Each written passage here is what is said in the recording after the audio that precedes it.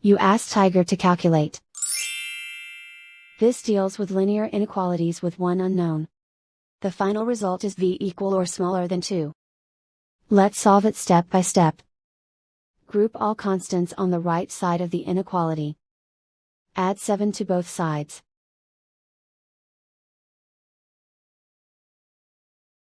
Group like terms.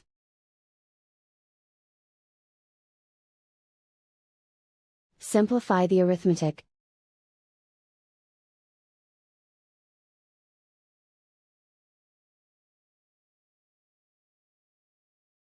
Isolate the v. Divide both sides by 4.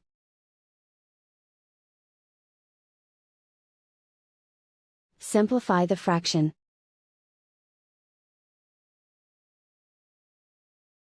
Find the greatest common factor of the numerator and denominator.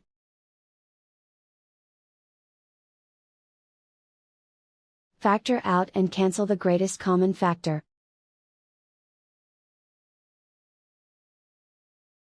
Plot the solution on a coordinate grid. And so the final result is v equal or smaller than 2.